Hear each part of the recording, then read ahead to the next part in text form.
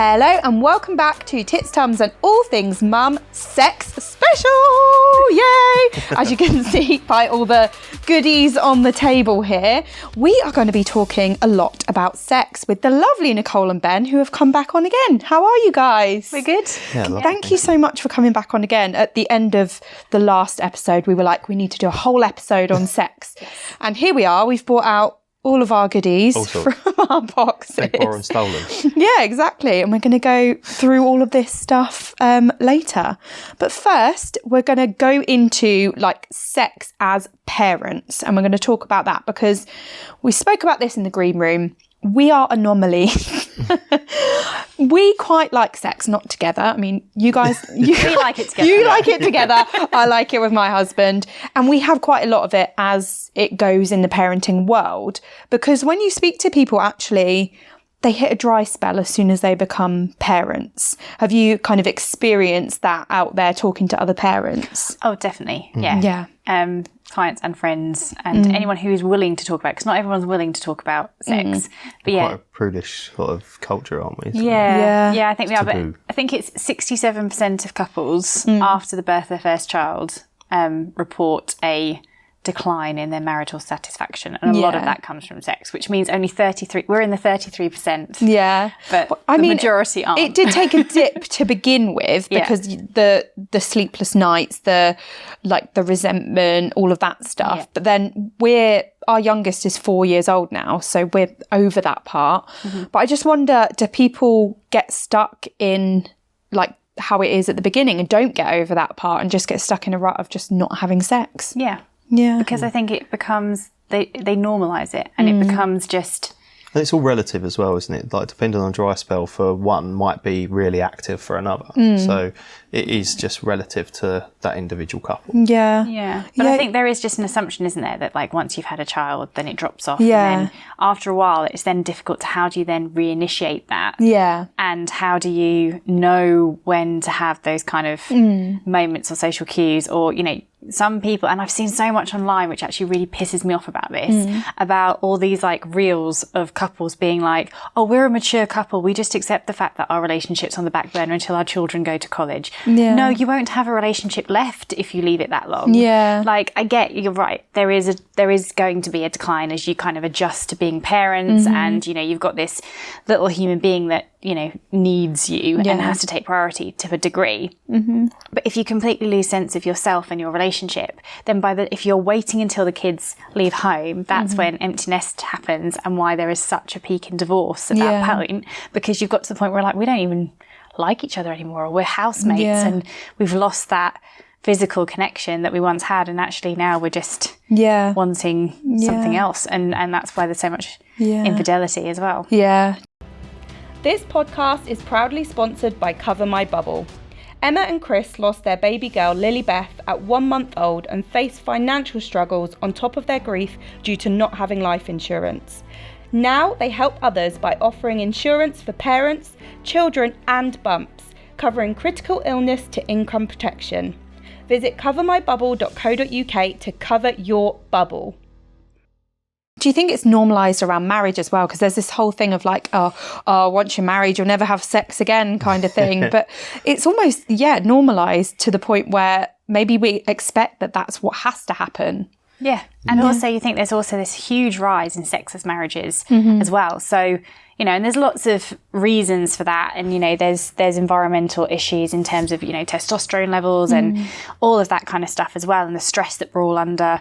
But, you know, there is now reports that couples in their 20s and their 30s are having the same amount of sex as what, you know, a couple of decades ago people were having in their 70s. And that's a huge...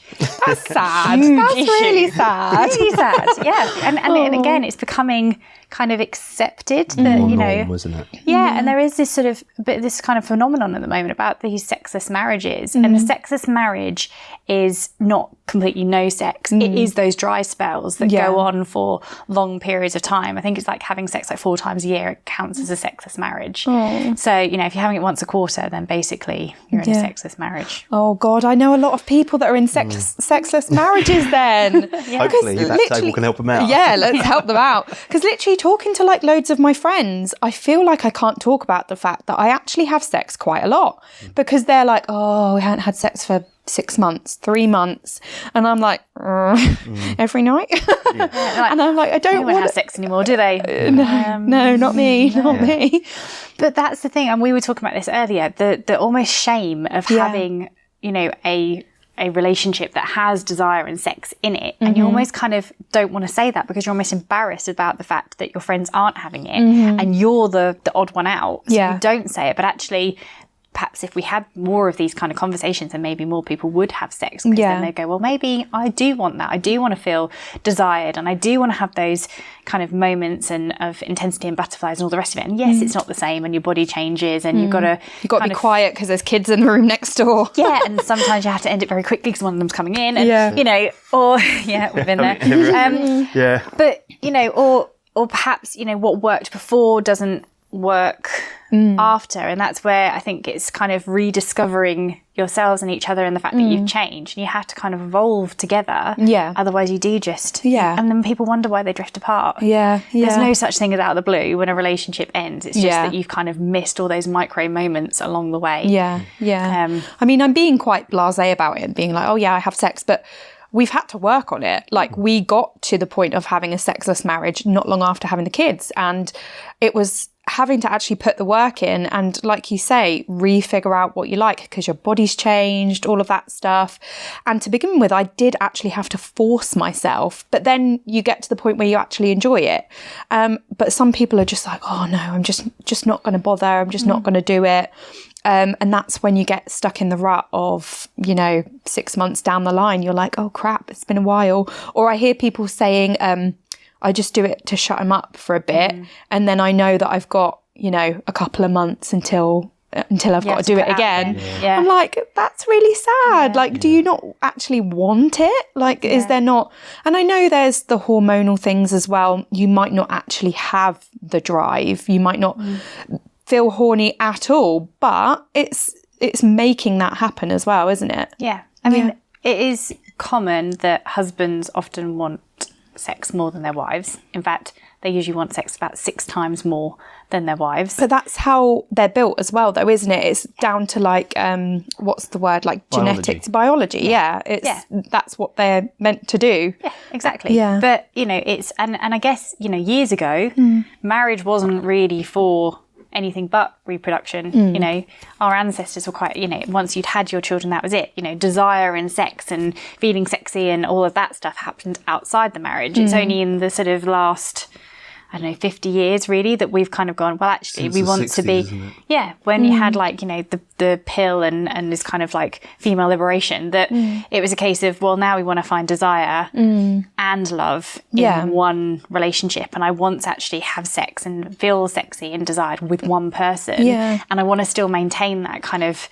excitement, but I also want the security of a relationship and a marriage and, you know, all of that. But that's kind of almost contradictory because, you know, desire and is almost kind of feeling a bit vulnerable and a bit unsafe and excited versus the kind of the security that kind of can feel very familiar, but then also kind of loses its drive and spontaneity. And it does then become, it can feel like a chore on a long to-do list rather than something that you really want to do. And priorities, like you say, as a to-do list, on the list of priorities, people were like, you're losing out on your sleep and stuff like that as well. I totally get that though. Exactly. I do. At the end of the day, it's the last thing you want to do. You want to maybe sit down, unwind yourself, and then when you go to bed, it's like, no, not tonight, maybe tomorrow. And then the following night, oh shit, we've left it a bit late. No, maybe tomorrow. And then it can just sort of roll on. So it's not a case of you're doing anything wrong. It's just, it's just rolled on. Because like in the early years of parenthood as well, if your kids aren't sleeping, you get them down to bed, you're desperate for a few hours to yourself, so you scroll your phone, watch some crap on Netflix. Then it's, you know, 9-10 o'clock, you're like, oh well, the kid's going to have me up in 2 hours. So I'd rather get sleep than have sex. So that's what you do. So I totally get that. And it's only really been in the last, 2 years that we've been able to actually put sex back up the list again.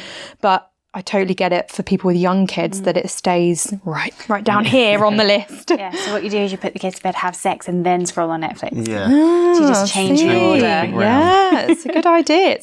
Sometimes I just wake my husband up. I'm like, he's like falling asleep on the sofa, and I'm like, no, you don't. Yeah. Get up. So you've just got to find ways, haven't you, to try and prioritise it. And do you have any other tips of bringing it back up the list? So first, I think you have to talk about it because I think a lot of people feel really awkward and uncomfortable talking about sex, and therefore then you kind of lose that ability to bring it up and to initiate it and to kind of explore what you both like. And, if you're not talking about it, then how are you having it? Yeah.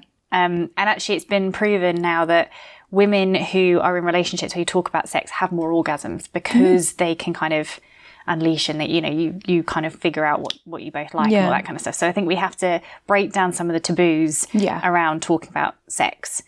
The other thing is, we've already said, like prioritizing, but the thing that I think people forget is foreplay is not something that happens just before the act. Foreplay, in fact, Esther Perel says foreplay starts the moment after you both climax and you're building foreplay up to the next time. So it's all the kind of little micro moments that you have. It's the affection, it's the physical touch, it's the sending a text during the day, it's, smacking each other on the bum or, giving each other a peck of the cheek, whatever it is, you're having a conversation can be, erotic and exciting, and you're constantly kind of building to the next time you have sex, as opposed to there's nothing and we're just housemates and we're just functional and then, oh, do you fancy some tonight? That's not sexy. No. So, you've got to think of foreplay as every positive interaction that you two have in and out of the bedroom is foreplay. And if you think of it like that, then you're always going to kind of have that then on the table. Yeah. And then I think the other thing is scheduling. And I know it sounds really weird.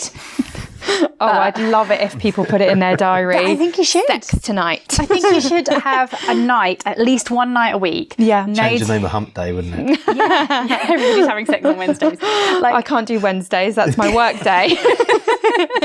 You have to have a different hump day. Yeah. But, if you actually plan to have a night together where you don't put the TV on, where you don't, look at your phones or scroll, and you don't have to make it about sex. You could cook a meal together or have a bath. You could give each other a massage. But the point is that you can kind of set the mood. You can even go out for, a chance that you can get a babysitter and go out or whatever. But you kind of anticipate that that's your night. And you always have that night. And it might be that you have sex, you might not. But the point is that you're creating that special scheduled time where you can be intimate and vulnerable.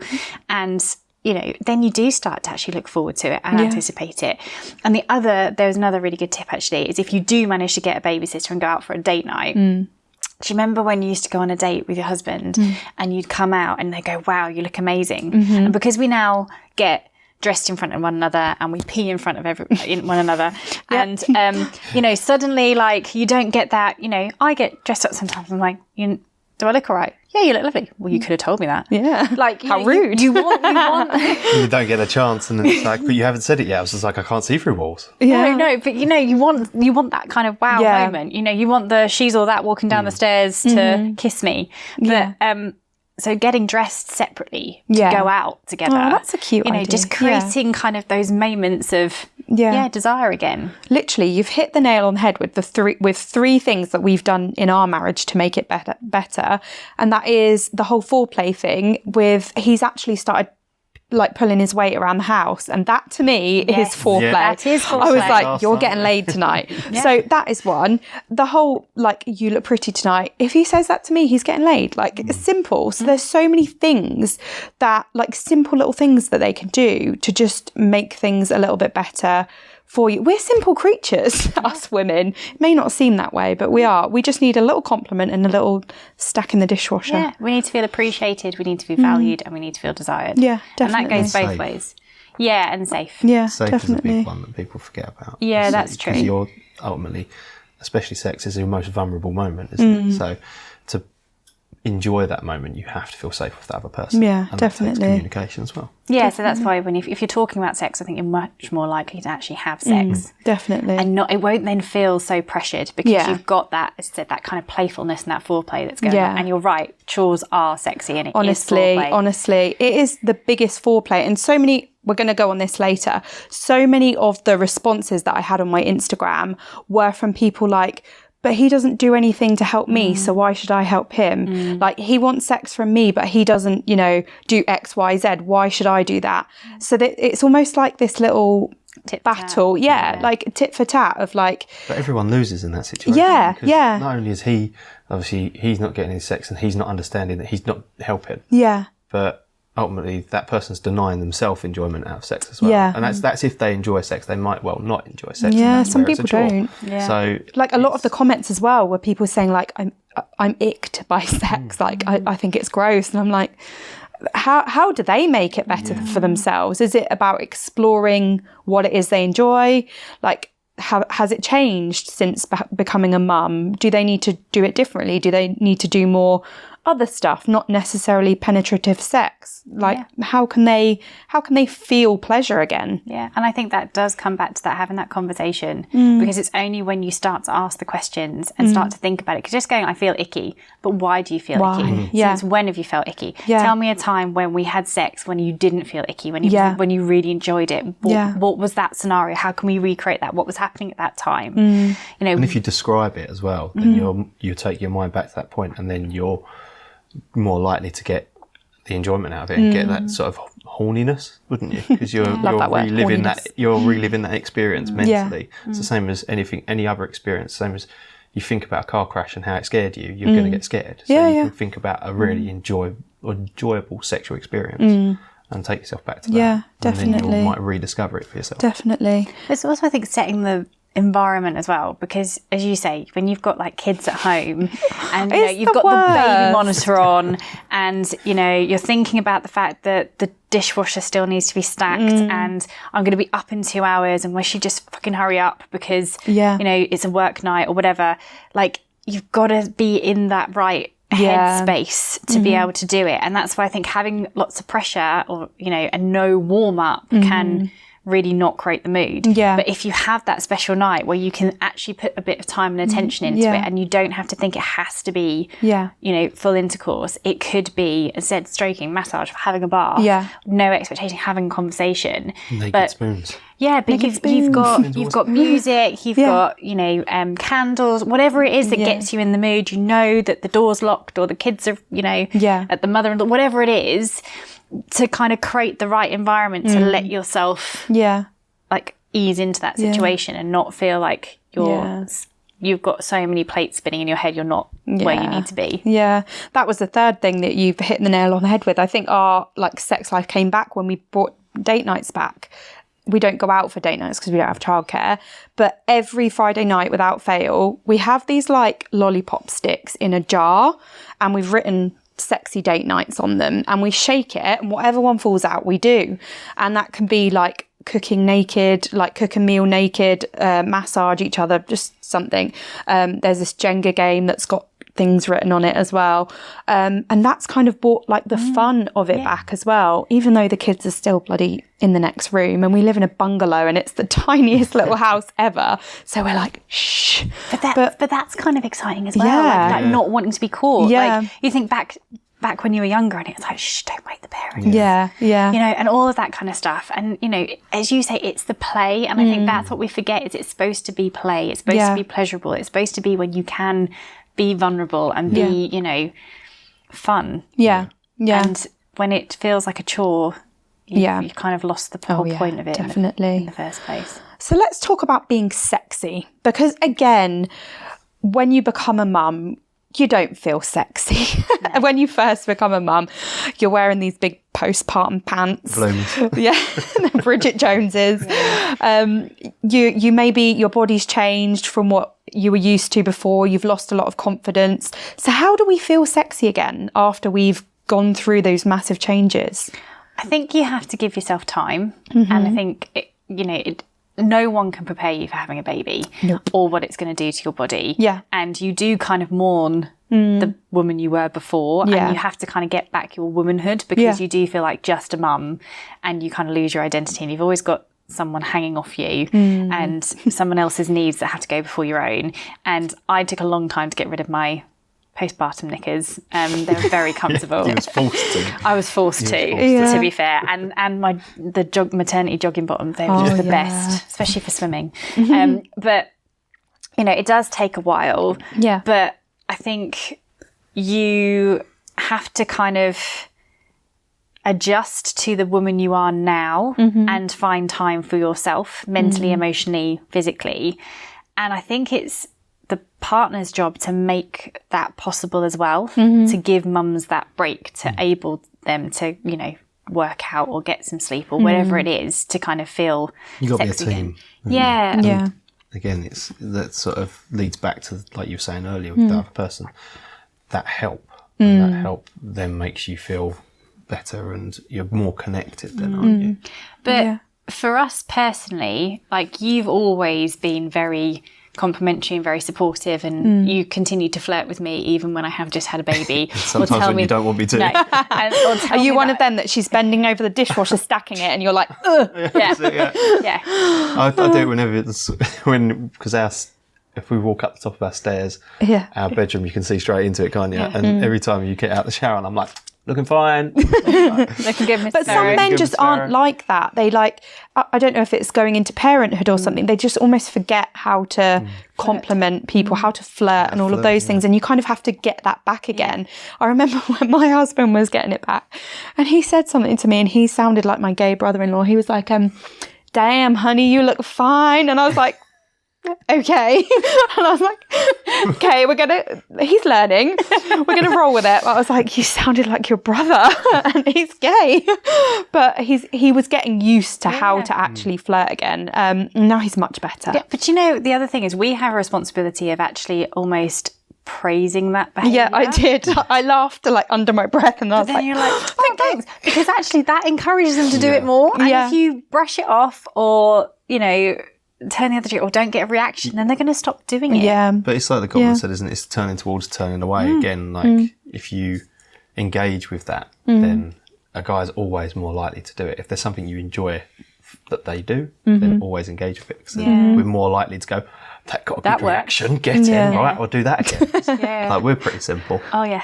I think we're both just simple creatures. We don't bloody understand each other. And that's the problem. Yeah. It's just, we need to just learn about the opposite sex, or same-sex marriages. Do they have the same problems, or do they get each other? I just don't know. That's a good question. I don't know. That's a good question. Because I feel like men and women just don't understand each other, and that's where where the problems arise from. If we then understand each other, it just works. Well, fundamentally we are different. We are wired differently. Like, our brains are not the same. So you have to allow for that, and kind of realize that they play to each other's strengths, and encourage. And that's the thing. If you appreciate one another, and you continue to kind of nurture your friendship, then I think you can get the sex and the desire back. But you have to kind of continue to be fond of one another, and to appreciate each other, and to vocalize that, and not just make it the norm that it just becomes accepted, and so you stop noticing it anymore. Because then you don't feel appreciated, and you don't feel valued, and that goes both ways. So, but also I think you have to want to make the effort to get yourself back, and you have to, and the same, you were saying this earlier, it's the same for men in terms of continuing to make the effort to show up physically and mentally, and to continue to put the work into the relationship. If either partner lets themselves go, and obviously after a baby there are going to be changes, but if you don't make the effort to kind of get your confidence back and feel accepting in your new body, then it is going to have a detrimental effect to your relationship. Definitely. And it can be really small things, like I shave my legs every day. Do you? Yeah, I always have. God, because you haven't seen my Instagram, have you? No. I posted a video yesterday, like, when you have to do the everything shower because the sun's just come out and I've got some secateurs. Like, no, it's probably an OCD thing from my perspective. Like, I've always shaved my legs every day because I can't stand like the slightest hair, but I can't grow it long enough to wax it. So like, I have to, like, it has to be every day. But like, since we've been together, have chosen to shave my legs of an evening when I have a shower, so that when I get into bed, my legs are always smooth. There has never been a You're a lucky man. But then that's going to like make me more, it makes me feel more sexy. It means that if like that moment occurs, I'm not going to go, oh no, because I haven't shaved my legs. Like, do you know what I mean? I'm not going to put barriers there. And I don't even think after I'd given birth, I stopped shaving my legs, did I? I think I've always done it. No, I think just before birth you struggled. Was struggling, but I still did it. You still I got my husband to help me shave down below. Don't touch my thumb. It was smooth. Yeah, it was smooth there. Down there. It looked like she had long socks. Oh dear. But like, you know, it's such a small thing, and it's my, as I said, it's kind of my thing. But but it's things like that, like just continuing to make the effort and showing up. And it doesn't mean you have to shave your legs. It could be something else. But you know, it's just that things that make you feel confident and like you can perform your best. Yeah, exactly. But it could be something like simple as on different underwear. Yeah, see, I love a lingerie set. I just love putting a set on or like a sexy outfit and just prancing around in that. People have different things that make them feel confident, don't they? Exactly. So, yeah. And, you know, similarly, guys have to stay in shape too. Yeah. Though I do have a very funny story. Shall I say who it is? Probably not. Whoever, if they listen to it, they'll know who they are. Yeah. So my brother-in-law, he's older than my sister, and my sister was like, "I don't do beer bellies. Like, I don't care how old you are. Yeah. You're not. I didn't sign up for that. Yeah. So he has to do it. She's like, you need to go and do your sit-ups." And she heard him go, "Oof, 1, 2," and she turned the corner and he was stood by the wall, just doing the noises. That's so like, funny. "No." That is so funny. Sneaky bugger, but you got caught. You did get caught. So like it's just continuing to make the effort for each other, isn't it? Definitely. It's always good to know what your partner likes in you as well. Like that's again where the conversation comes in. If there's something that I think like is sexy on you, I'll tell you, and likewise Nicole will tell me when my beard's too long. My husband tried to shave his off the other day. I was like, don't you dare, don't you dare. Oh, you prefer the beard as opposed to... Well, not a beard, but like some hair, because otherwise he looks like a 12-year-old child. And I'm like, oh, God. Yeah, I look ridiculously young when I shave my beard up. You do, but then it gets to that point where it gets just a little bit long. And if it's not me to tell you, our daughter comes to give you a kiss and it touches you before lips. If I feel beard before lips, I'm like, no. Yeah, too long. Too long. And if I don't tell you, our daughter certainly will. Yeah. No, daddy. No kissing daddy. No. So, a big part of the bedroom and sex is toys for some people. Some people may not have tried them. Some people, it may not be for them. We, not together once again, you and myself, have bought some toys in for like show and tell today.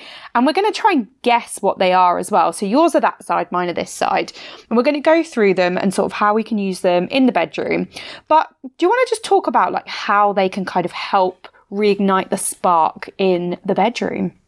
I think it's all exploration, isn't it? It's finding something different. I think as well, I think it was Anne Summers obviously started it all with making it less taboo, didn't they? And bringing it to the high street. Do you remember Anne Summers parties? Yeah. I used to go to them with my nan, and it used to be like the most awkward thing ever. But everyone did them, didn't they? But that was like the start of talking about sex, wasn't it? Yeah. And it's kind of only got better from there with those kind of generations who are still very like, Did you find as well, it was always the older generations that would be like the what's in your handbag, or like there'd be some sort of game, and it would be like your mum or your aunt, and you were like, oh no. Yeah. Like they were the ones that were like always the quiet ones. Yeah, they're always there like cackling in a corner with like the biggest dildo you've ever seen, and you're like, Christ, what's going on? I remember finding my mum's toys and I was mortified by it. Oh God. Back in the day they weren't as fancy as this though. They were just big like things. There was a house party I was at once, and all of a sudden there was a big commotion. Someone had like gone in this guy's parents' room and found his mum's dildo, and they were running around the house party with it, and it was just bedlam. Oh, that's so funny. Fuming. Everyone was wetting themselves. But you can get some weird shit these days. Have you seen the monster ones? Yeah. No. They're like octopus tentacles or like monster tentacles that go like that, and they're like, and they've got sucker pads on them, and they're like massive. And I'm like, what is that? I was going to order one for tonight, but they're like 60 quid. So I was like, yeah, no, I'm not going to do that because I'm not going to use it. It looks terrifying. It's like that. There's an episode. Did you ever watch Working Mums on Netflix? Yeah. Oh yeah. There's an episode like that with the like creepy masks, sex masks. Oh yeah. Was that the one with the ball gag thing? Yeah. Yes, oh my that's the god, one. that is so funny.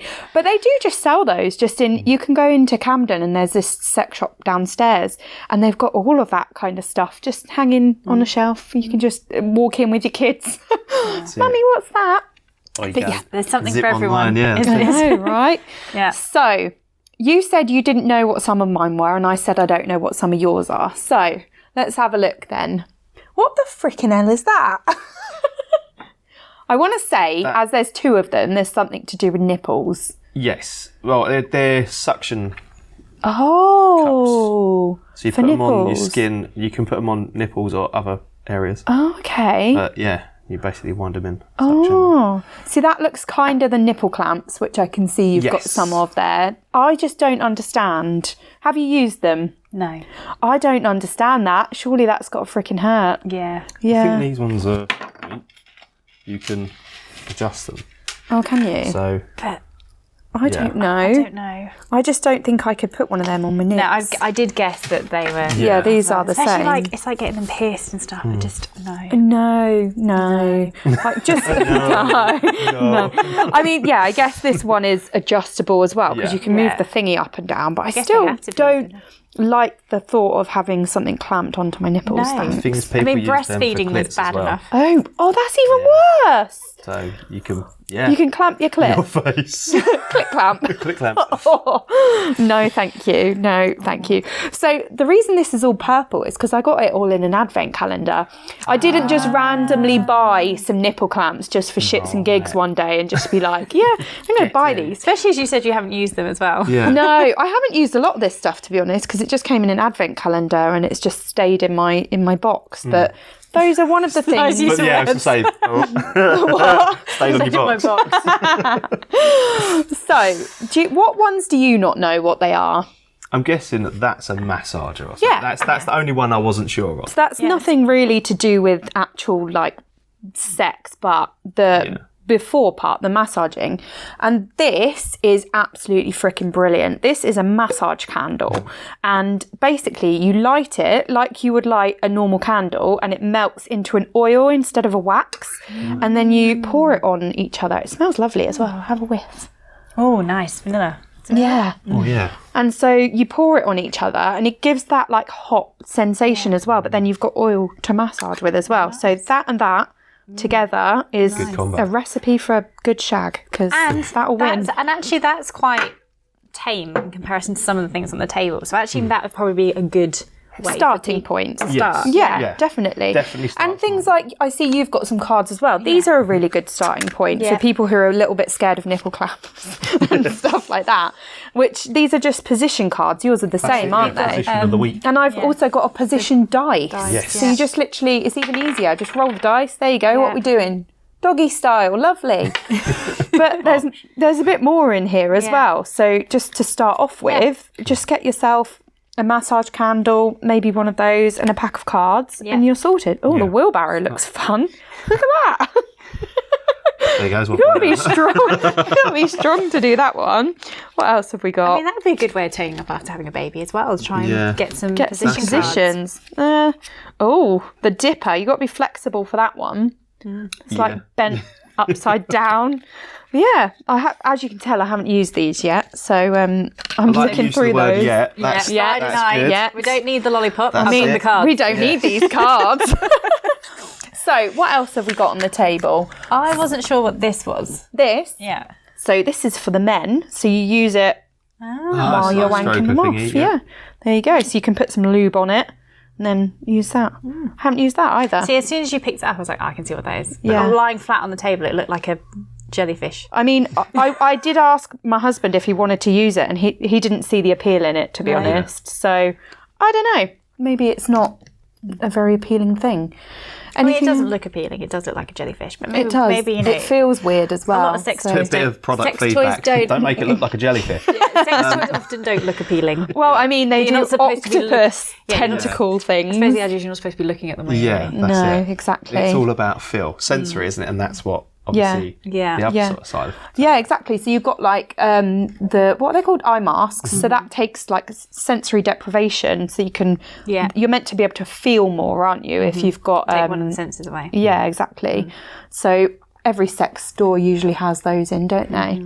Yeah, because also either that or every good hotel. Yeah. 50 Shades with a cup chair in the corner. Yeah. 50 Oh God. 50 Shades did quite a lot for I think, experimentation and stuff as well. You can hire red rooms now as well. Can you? Yeah, there's one in London. Just Airbnbs. A friend told me. I don't really know about it. I don't know.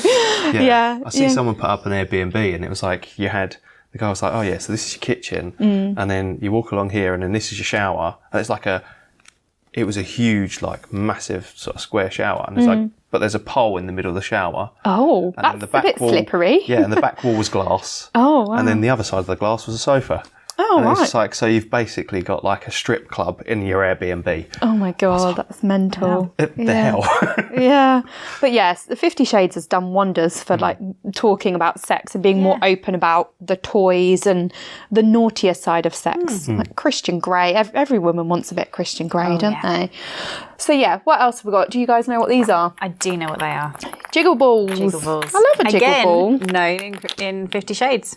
Are they in? Oh yeah. 50 Shades, yeah. So the woman wears. I suppose a man could wear them up his bum as well. I suppose. I don't know if it would be very comfortable, but you wear them, and as you move, they move and give you pleasure as you're walking around, going about, doing your laundry. Yeah, it's perfect. Cool. What else you got? Riding horse.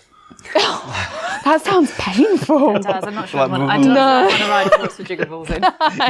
You can get electronic ones as well, where you give your partner the remote control, and they can turn it on whenever. Yeah. I just don't think I'd trust mine. And the little. Oh yeah, there's there's a brilliant scene in The Ugly Truth. Yeah, if you've I haven't seen it. No. Well worth a watch. Oh okay. Yeah, it's quite funny. Don't spoil it. I won't say any more. So what else have you got over there? Some good old ropes. That's it. These are like rope handcuffs. Oh, okay. So as opposed to having like metal ones, these are a bit softer. Yeah, that's nice. And easier to use. Yeah, that's kind of what these are. But they came with a massive thing that I didn't bring, but it goes under the bed. So you then clip to it. So you've got your hands and feet shackled up and clipped to the bed, basically. Yeah. So that's what they are. Yeah. So similar sort of thing. Or just a good old bit of gaffer tape. That's it, yeah. Rope. Rope. Rope, Yeah. Was it your mum? I was just thinking about the same. Wait, where are we going? So we had no, that sounded really dodgy. That sounded really dodgy. We had an ottoman bed. Yeah. And my mum was around. I think she was like helping clean or something. Yeah. And there was all this like rope that was like under the ottoman bed that was kind of for that purpose. Yeah. And she was like, what's all this rope for? And she was like looking at me, I was like, oh, it's to help me lift the bed because since becoming pregnant, like it's really tough for me. Yeah. I've just forgotten to take them off. Yeah. And I was like, oh, and I was so impressed that I came up with that so quickly. Obviously, if she watches this now, she's going to know that's really That's so funny. When we moved into our new house, like above the bed, there's like a beam, isn't there? And I've screwed this sort of like D-ring on the underside, so it's for like cuffs and stuff, so you can literally lock them to it. Yeah.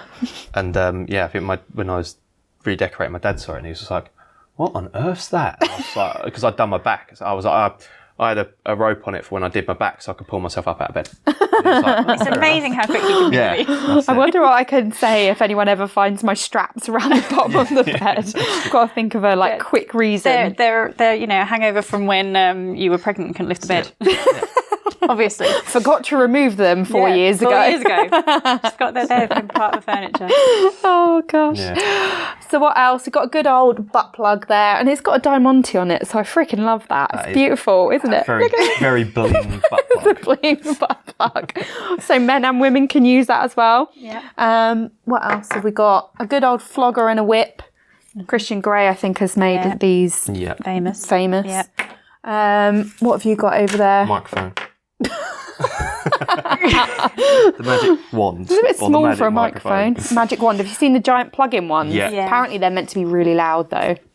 They're very powerful. Yeah, they are a bit loud. Yeah. But this one, I've bought so many friends. Yes. Have you? Yeah. What a cool present. I mean, it's got some... My friends would be mortified. My friends are absolute prudes. Oh, really? I've had them on my podcast before, and some of the like confessions or like rank bank stories have been about sex, and they're like, oh. So I want to have them on and just lay these out on the table and just see what happens. Do an Ann Summers party. Oh my God. Live with on the podcast. two of them. Hilarious. Oh my God, great. that would be so funny because they're absolute prudes. Yeah. I might need to borrow some of your toy inspiration so that I'll get some of them. They'll be like, what the fuck? I think, like you say, 50 Shades of Grey and the high street sort of side of things has made all of this more accessible for people. Yeah. And a lot more accepted as well. Yeah, definitely. Which is always a good sort of step in the right direction because, like you said earlier, some people don't get there with a penetrative sex. Some people need something else. So. Yeah. Oh, yeah, definitely. And actually, I was just thinking about some of the people that I've bought that as a present for. And some of them you might seem a bit prudish, but actually they swear by it now. Yeah. My only instruction was, I think I bought it for Christmas, and I was like, don't open it in front of the family. Do not open this on your own. Yeah. Not in front of anyone. But well worth it. Yeah. Maybe you just need to bite the bullet and buy it for them. Yeah, maybe I will. And then they'll actually be using it, and then they might come out of their prudish shells and buy all of this shit. Yeah. Love it. Be hanging from the ceiling in no time. So, on that note, honestly, I've opened a can of worms with my followers today.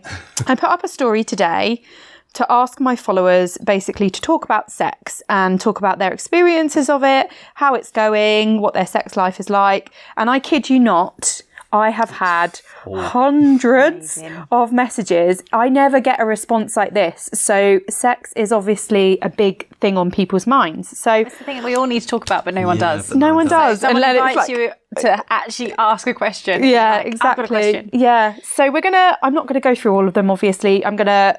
Most of them are around the same sort of thing, so I'll pick a few out and we'll talk about it. So the first one is a lovely one. Our sex life is better and stronger than ever. It's like we're in the honeymoon stage all over again. I love that for you. That is so nice. It's good to have the feel-good story. Yeah. It would be nice to know what they did to get back there, because it probably did take some work to get back there. And also they're saying it's better than it ever has been. So why is it better now? But I think that happens though, because when you're younger, you're a bit more like shy and reserved, and then you have kids, you kind of lose all of your dignity and inhibitions. And then it's like dirty 30s. You just get a bit more kinky and women hit their sexual peak in their prime in their 30s. There you go. Right. So this person, we go through phases. We might go months without, and then might be every few days for a bit, but life is so bloody busy, and by bedtime I'm more emotionally drained than physically, so it's just a no. I totally get that. That's fair. It's fair. I mean, but again, this is what we said earlier about sort of the scheduling. Switch it around, give yourself time. Put the kids to bed, have a shower, have some sex. Or during the day. Daytime sex is so good. So underrated. Literally, if my husband gets home from work, the kids are still at school, why not do it then? Because they're at school, you can be as loud as you want. You can use all this shit and have a great time. Daytime sex. Although we don't know how old her kids are. They might not be at school or whatever. But once they are at school, daytime sex. They're in their 20s at work, but working in the office next door to a bedroom. Damn it. So a lot kind of go along those lines, like non-existent. Lots of those things. Another one saying, I'm the other way. I have a high sex drive and my husband doesn't. Interesting. That's actually more common than people think as well. Like you always assume that the man has a really high libido and it's the woman that doesn't want it, but it's not always the case. And I see that a lot in couples pre-kids as well. I think her sex life and libido can kind of take a bit of a hit after children, but quite often pre-kids, there can be an imbalance, and it can be more that the woman's wanting it more than the man. Yeah, yeah. Well, I love that for her, that she's got high sex drive. But not so much that she's not getting it. She needs to invest in some of these products. Ta-da! We're like a freaking ad for Love Honey. Honestly, Love Honey, sponsor us. Yeah. Seriously, we've literally got your whole shop on our table. But also it's a conversation. Why doesn't he want to have it? Like, what would make him feel more secure? And maybe he's not feeling sexy. Yeah. Maybe he needs to be feeling sexy more again. Appreciated, more valued. Yeah. All of those things that we said that women feel, men can also feel. It's not one rule for one and one rule for the other. So if you want it more, you need to kind of instigate and find out why he doesn't, and look to kind of work together to try and close that gap. Yeah, and also, like us, they have hormonal imbalances as well, which can affect your sex drive. So and actually, it's now said that men's testosterone drops by 35% after the birth of a child. That's so when quite you have a lot. a newborn, and it fluctuates throughout the day. So it's down 35% in the morning and down 30% at night. Oh, okay. So daytime sex. Daytime sex in that sweet spot in the middle. Yeah. But also just the fact that, men's hormones are also impacted. When you have a child. So God, having children does a lot, doesn't it? It fucks you up.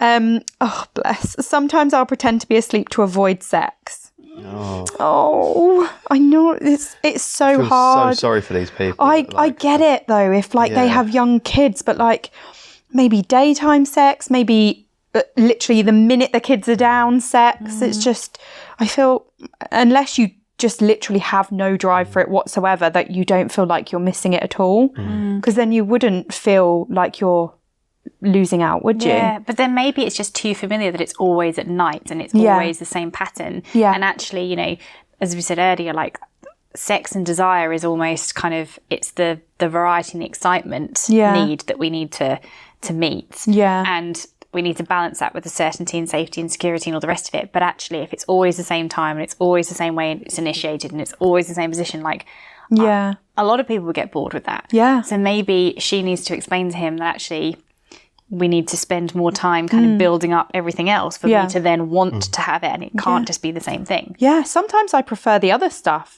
not the penetrative sex. Yeah. So maybe say that to your partner. Maybe let's start with a bit of something else. Maybe let's get some toys. Yeah. It's the foreplay. You're missing the foreplay. The foreplay. Foreplay is everything. Loads and loads and loads of people saying, I literally cannot be asked. I'm knackered. I'd rather it was non-existent, but my other half is constantly on the case. It's such a chore for me.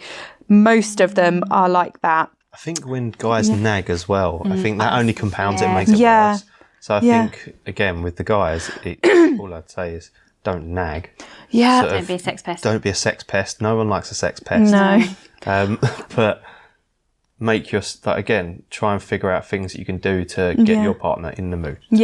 Make them feel loved and appreciated, and make it sensual, and have a nice date night, spend the time, and sort of try and build desire there. Yeah. And it's not a case of you poke them with your fucking dick in the back or whatever. I'm horny, I want some. No, you have to actually put some legwork in to enjoy sex, and then it'll be a case of something that's going to repeat. Yeah, you have to pursue, don't you? Yeah. Everyone wants to be pursued. Everyone wants to be desired and sort of feel sexy. So you can't just be like, right, come on.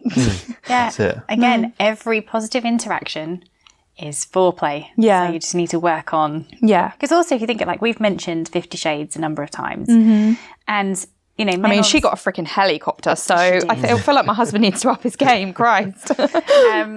But what was great about that novel and that movie or whatever was the build-up, and it was the suspense, and it was the music, and it was it wasn't wham bam thank you ma'am. That's a good point. Music. Yeah, atmosphere. Bit of Pony. Yeah, exactly. Now we're over at Magic Mike. Mind you, we're on the Duvet Days playlist for anyone to check it out. There's some great playlists on Spotify.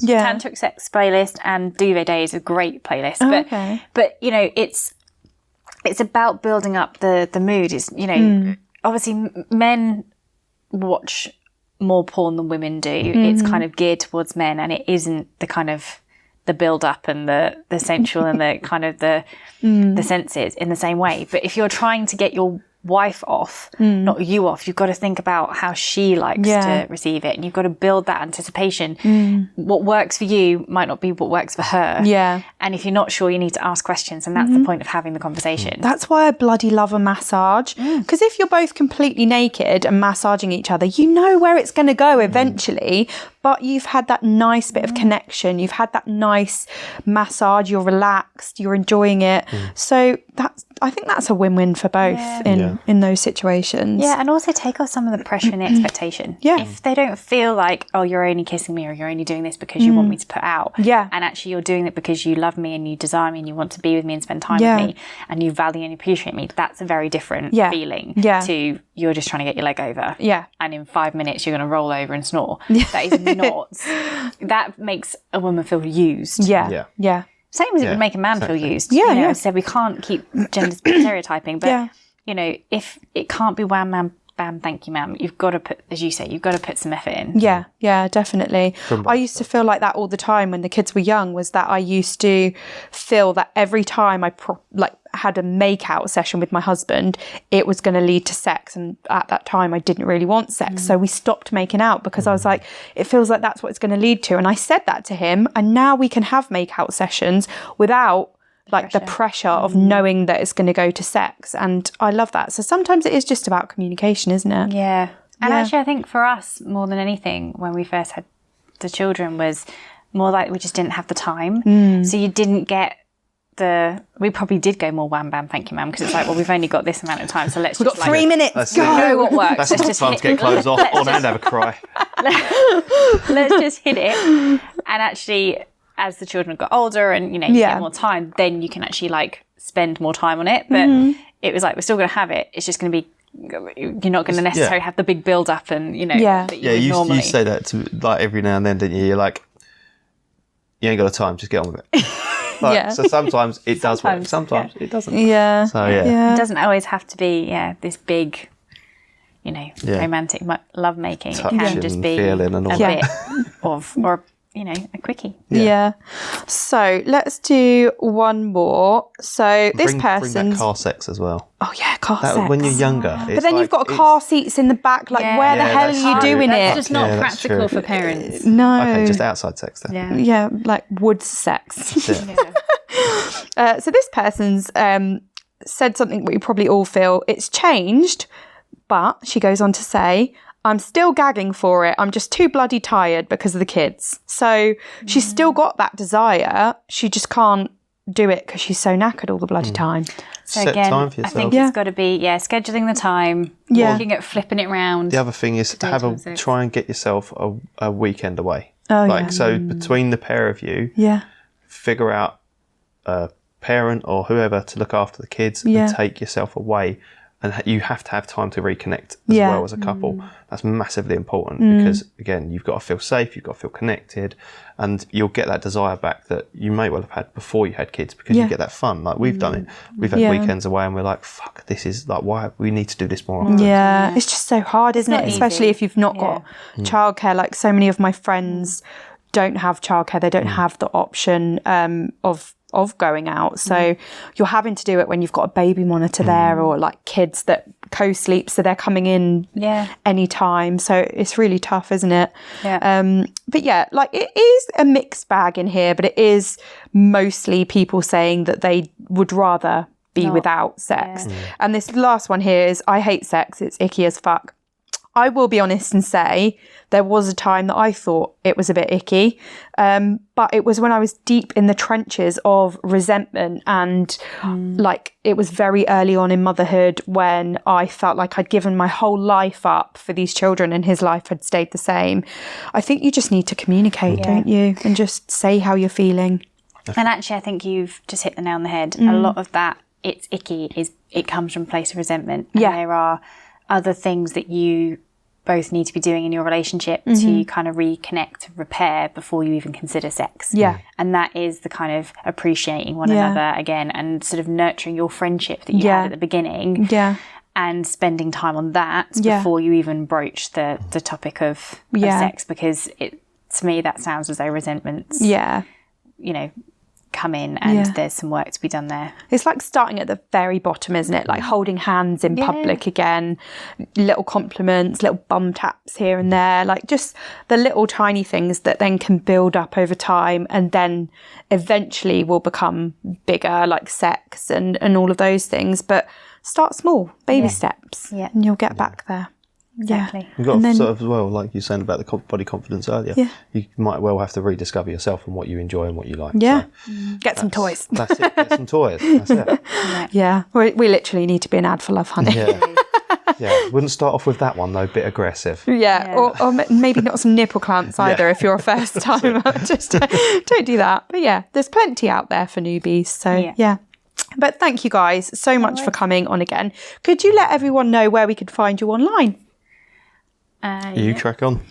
You made her do it last time as well. Because I'm crap at it. Well, actually, we've renamed the podcast as well, so we haven't yet. No, but by the time this goes out, we will have done. When is this going out? Let me tell you. Because we will have done by then.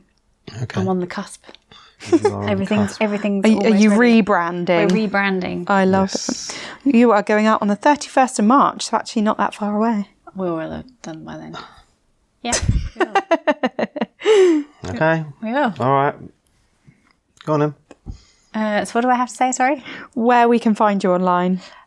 So we are at thefarrows.io and the Love for Life podcast. Oh, I love it. Love for Life. Yes. I love it so much. Amazing. Well, thanks for coming back and thanks for bringing your toys in as well. I have been trying to get someone to come on the podcast and bring toys or talk about toys for so long, but everyone's too scared. So I'm glad you're here. Thanks, guys. No problem. Thank you to everyone for watching and listening at home. Please do download, subscribe, all the things, and let us know in the comments what your favourite toy is as well. Let us know if you're a lover of nipple clamps. We'll see you soon. Bye. Bye.